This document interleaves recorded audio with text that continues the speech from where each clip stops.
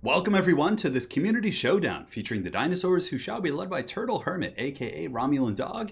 And today, guys, he's going to be facing off against the Beastmen who shall be led by my son, Herbert Walker, and we're going to see if he makes the Lizardmen drink his milkshake. Now, as far as this dino build goes, here in the front line, it's going to be 4 groups of these skink cohorts with javelins. Now, against Beastmen troops, it's pretty nice to have this. If they have like Centaurs or even Minotaurs, you're going to get a couple javelin shots off, and it can do some decent damage against light armor. And aside from that, relatively cheap, 120 models, they can take a beating for the old ones for sure. So it's going to be 4 of those guys in the front line, and they also help you afford some of these bigger, badder units. So we do, of course, also have the Legion of Chaqua here, which is quite nice. Now, the Beastmen aren't known for their missile prowess, but having these guys to stack on top of your big dinos and using the Shield of Chaqua to mitigate the incoming throwing axes from Centaurs or throwing axes against your dinos, especially if the Beastmen kind of build around that, can actually be quite nice. And, you know, at the end of the day, they're a good anti-large unit. Not the best AP values, but again, against Beastmen, you don't really need that. 48 melee defense, 31 melee attack, and they're a Saurus with really, really good leadership. On top of that, we do also have some Salamanders. So we have the Umbral Tide. These guys, of course, have anti-large and fire damage. So if you're looking at the Butchers of Kalkengard or units like that, they're able to melt them very, very quickly if they're able to survive and shoot unimpeded. We do also have a Bastiladon with a solar engine, so it's looking very much like it's going to be a defensive missile build, you know, really trying to force the Beastmen in and force them upon the spears of the Legion of Chaqua. Now for anti-large, we do have the Feral Carnosaur as well, and it looks like it's going to be the Thunderous one. So this bad boy can be very, very tough to take down. Those random thunder attacks can actually do some decent damage. Yeah, it's just a powerhouse monster that can tear out off a lot of Beastmen forces, but oh, look at this. Looks like my son Herbert Walker has brought the Eye of Morsleeve and some pretty solid ranged attacks here in the back, so I really like that out. I like that quite a bit. We got a Slan Mage Priest of Life, and here in the back it looks like there's going to be Star Chamber Guardian, so definitely ample anti-large here, but I really like the Cygor pick because it can actually outrange the Laser Lizard pretty effectively, and it is probably going to be forcing the lizards forward into a situation they may not want to be in, so we'll see how that goes. Now for the forces of the Beastmen, we do have the Eye of Morsleeve. Front line's going to be, it's going to be a spawn rush or a spawn kind of build. So we have Ungor Spearmans, we have Chaos Spawn who are going to be stacked with Giants. So those spawn don't have the best AP against big monsters. They can, you know, buzzsaw through Saurus infantry and skinks and things like that and provide you an unbreakable bastion. So you're not going to get like mass tear routed off by like these big lizards and things like that. I really like them for kind of holding the line here. We do also have double Giants. So Giants are actually really good against Lizardmen. They're able to kind of stand and go toe-to-toe with Carnosaurs and Thunderous ones and, you know, well, just Thunderous one or Stegodons or anything like that. I think that Giants are incredibly strong here. So he has 2 of those, and he does also have Malagor the Dark Omen to summon some Cygors and do some Brave Screamin'. And it looks like there is going to be a Gorbull, and that is pretty much it for this Beastman army. So very, very aggressive stuff coming in with Giants. And yeah, the Cygor are probably going to be able to force the lizards to come in here. So it looks like the Laser Dino is going to be scooting forward, and the Umbral Tide also going to be descending from its ranks here, maybe looking to come forward and harass. The Umbral Tide does have 70 speed, and the Beastmen don't have any Centaurs or Hounds or anything mobile like that. So for the most part, if microed effectively, the Umbral Tide should be able to shoot for most of this game relatively unimpeded, unless like a Gorbull or something like that jumps on him or some of those more mobile units, but we'll find out here. So Laser Dino's coming in. It looks like the Eye of Morsleeve might be throwing rocks at this guy. He might be doing that. He's going for the lizard. It's definitely a little bit of a tricky target, right? I would probably opt to throw it at the Legion or some of these other units here, but I guess you just got to throw it what's in range, right? And he's trying to avoid the damage here. So you can see my son going to be falling back here with the Eye of Morsleeve to get out of range of the dino. And, you know, if this Laser Lizard extends too far, he might get caught by some of these spawn. The spawn do have 42 speed. He does have 40 himself. So if he gets a little bit caught out of position, it could be troublesome for him, but yeah, it looks like Romulan is going to be pulling back here, so definitely a good choice as the Beastmen forces do encroach here. And, you know, also, there are little skinks on the back of this guy that can throw those poison javelins, so anything that is chasing this laser lizard is going to get slowed with the poison effect. So far, both players taking a very ponderous approach here, just waiting for one another. And the Eye of Morsleeve still throwing in. It still has 21 shots, and I wonder if it's still going after the Bastiladon. We'll find out here in just a second. So here comes the Beastman force advancing, and the lizard, is it shooting? No, the Laser Dino isn't shooting right now. The Stegodon, of course, I believe is the short-ranged one. It has 115 range, so that's not going to be shooting quite yet. And the Skink Javelins will actually be pretty good against the Giants. If they can unleash their full torrents of fire into the big giant, it'll do some really solid HP damage. However, these guys will crumble very, very quickly to the onslaught of the Beastmen front line. The Chaos Spawn and these other forces here are pretty much designed to just buzzsaw through lightly armored chaff units like this.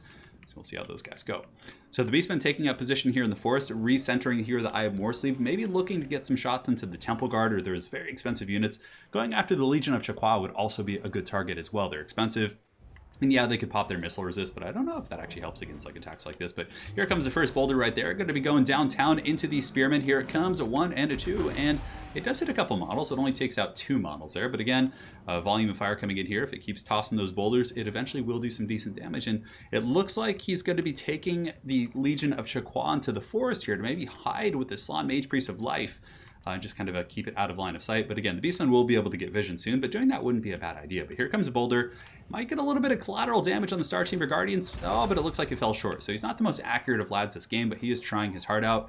And it looks like the Feral Carnosaur thinking about maybe taking a frontal dive there on the Gorbel, just knocking him back, you know, punting him across the map into another plane of existence, perhaps into the warp. But it looks like he's going to be opting to not do that. So the Laser Dino going to be going forward, maybe to try and get a shot here on the Eye of Morsleep and initiate the battle, but it looks like he is immediately going to be pulling back. And it looks like the Umbral Tide going to be dropping a pretty substantial amount of fire here on the Gorbel, but it's not able to make the best contact because the Bastiladon kind of screens out on its own. But you can see here the Umbral Tide's going to be switching onto a Giant. Ooh, that was a nice volley right there. Very, very good stuff. As the Giant takes like 2,000 damage. That was a really, really good initiation there with the Salamanders and some of those other troops. Now on the far side, we do have the Spawn rushing in, tearing into the Skin cohorts. We also have the Destroyers of Drakwold coming in as well. So the Lizards are going to be sending out the Star Chamber Guardians. So sending out the elite troops, pulling back the Skinks, definitely a good call. And you can also see the Gorbels getting worked on here by the Feral Carno, but a really nice gaze going down right there. So that is going to be the Warp Gaze locking down that Feral Carno. And let's see where the boulder is going. Looks like the boulder was being thrown directly at the Feral Carnosaur, which is pretty awesome.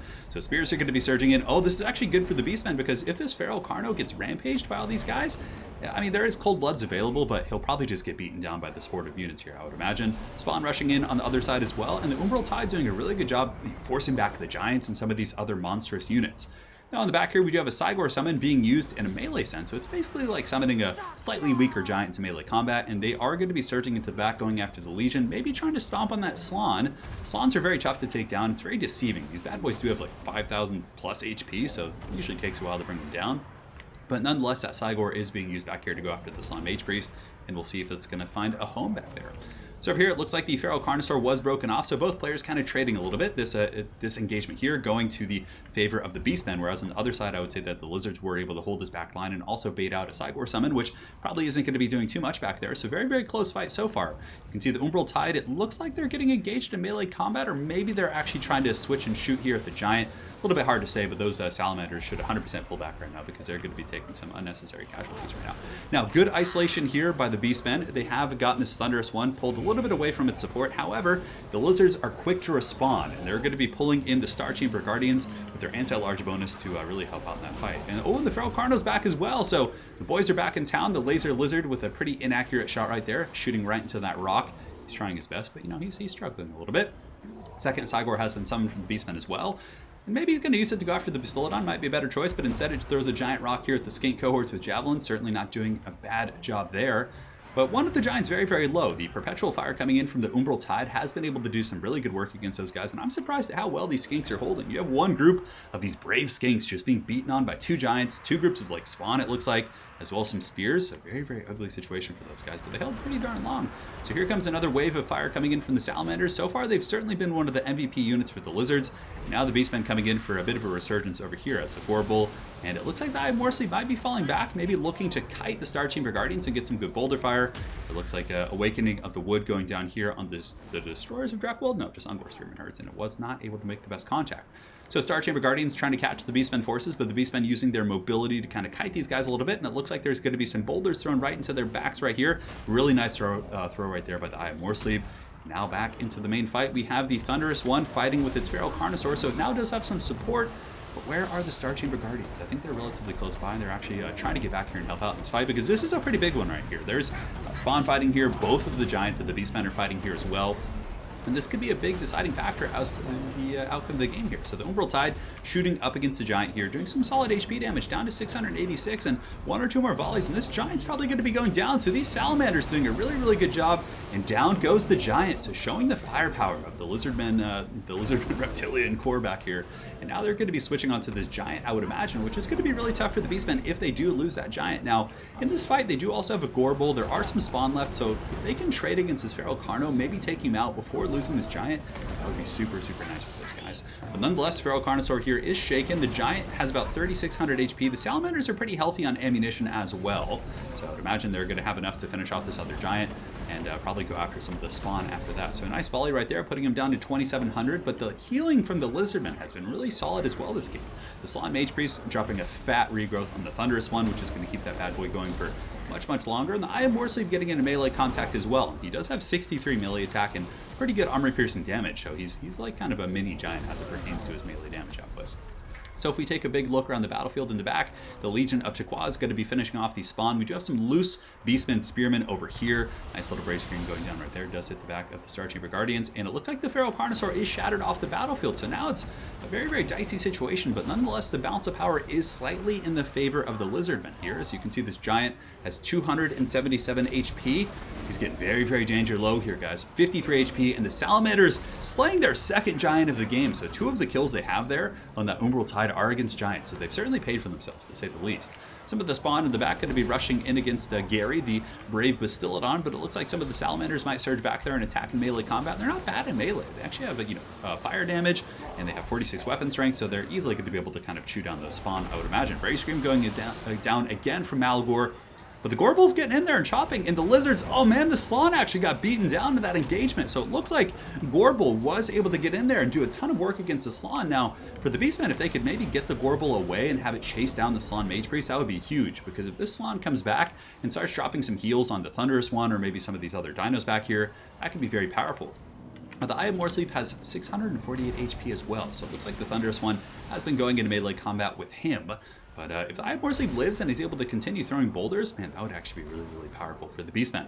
Now, again, let's see if there's anything coming back here. We do have some skin cohorts with javelins on the periphery of the battlefield, some loose spears, but really everything, the epicenter of this battlefield is right here in this engagement. So Thunderous one getting another boulder to the face from the Eye of Morsleep. This thing just doing work. And it looks like another Brave Scream as well coming down from Malagor, triggering that Vigor buff. So basically you can see a lot of the Beastmen forces probably might just be like tired or winded instead of exhausted, whereas most of the Lizards, I would imagine at this point, are going to be exhausted. Granted, the Umbral Tide does of course have perfect Vigor, so that is a unit that is going to be fresh over the course of the whole game. So the bounce power actually went to the favor of the Beastmen for a couple quick moments there while the Slann was routing, but now that the Slann's back, it looks like the bounce power is normalized and it's pretty much dead even again. But Gorbul's very, very up to the task of taking down a Slann. They have the anti-large, but oh, look at the Salamander shooting in again against the Gorbul. He has 91 HP. What a close situation, but he's still fighting. 17 leadership. He's still going strong, chopping down that Slann. What an MVP Gorbul, just going in with nothing. But the Slann does smite him with some of his thick magic right there. But nonetheless, the Gorbul is able to accomplish his goal of breaking the Slann Mage Priest. Maybe. Oh man, that Slann is still going. All of these characters just fighting to the bitter end, refusing to go. But now Malagor the Dark Omen's coming in with his cane.